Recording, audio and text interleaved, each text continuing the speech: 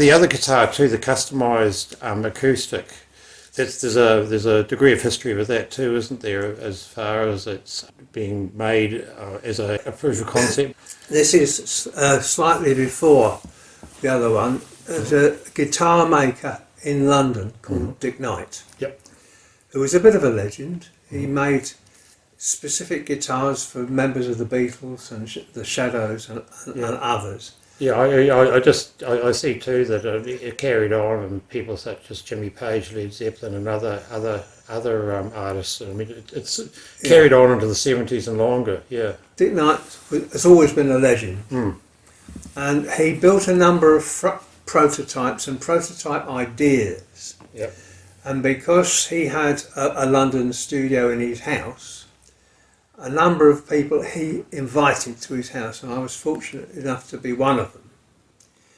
And he'd got this prototype body and a prototype neck and various things, and I said to him, why don't you put that neck on that body? Yeah. He said, oh, I can't do things like that.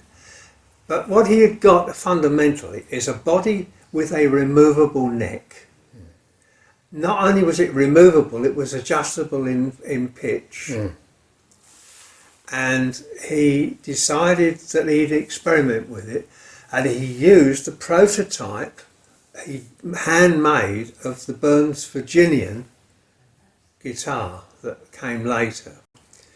So I've got the Burns Virginian neck on a Gibson prototype jumbo body that he built as experiment and put them together for me.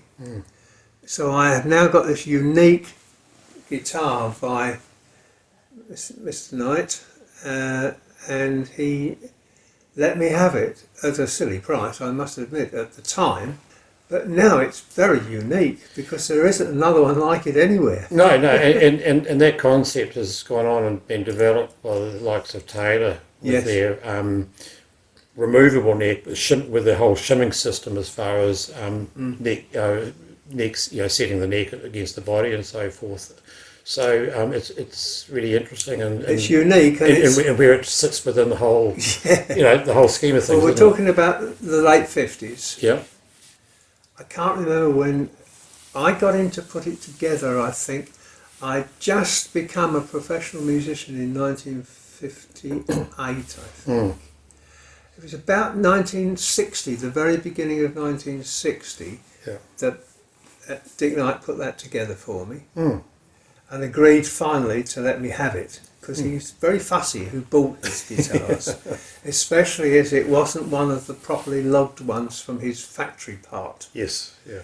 So because it was all prototypes, he just gave me in fact it was an empty envelope, and he wrote on the back, prototype sort of guitar and neck and bridge, because the bridge is removable as well. Oh, okay.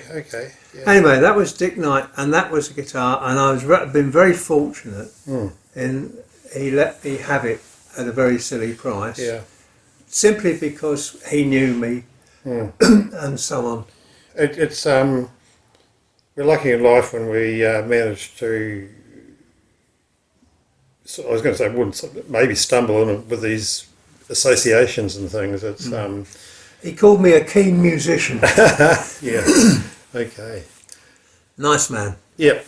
Excellent. Oh, well, that's good. There's a bit. It's just sort of skimming on the surface of a whole lot of history, isn't it?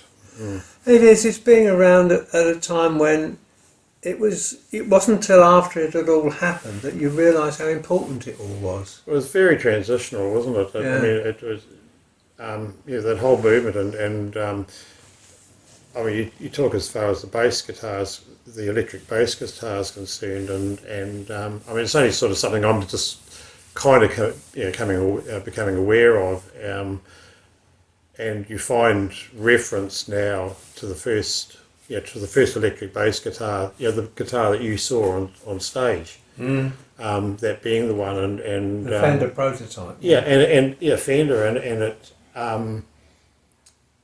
All of a sudden, here we are. We've just got a little sort of an acorn, or just something that just sort of ties into the story. Yeah. You know, it's if it was there and that's what happened at that point of time. Yeah, interesting. Yeah. Great stuff. Mm. Some wonderful minds around late 50s, early 60s to get all these things off the ground. The guitar, you added a little bit more information about the guitar as far as it. I think you mentioned that it was actually commissioned, or Gibson actually commissioned it. Oh, that's the body, yeah. Oh, so the body was The Dick commissioned. Knight guitar Yeah. is all prototypes, handmade by Dick Knight, a luthier. Yeah. And the neck is removable. You can take the neck off the guitar and put it back again. You can also raise and lower the neck end with the wheels inside. Now, when he made that, it's the prototype Burns Virginian neck, and the scroll on the end of the neck is hand carved by Dick Knight. Whereas when they went into production with that neck, they found it was far too expensive to think of a scroll. So what they did is they had a rounded end and they burned a mark in the end to make it look like a scroll. Right. So that's a genuine one, real scroll neck. Yeah. Whereas the ones they actually used in production was a burn mark. And the body was originally the body prototype for a Gibson jumbo guitar body, and it was made for Gibson in America, and they decided it was too expensive to make, so they used a different design and gave that back to Dick Knight, and Dick had it hanging in his workshop in London and the deck, and we said, why don't you put those together, Dick? And he said, I've never thought of it. I'll have a go. He said, I'll put them together. And he did. He put them together and said, hey, it works quite well.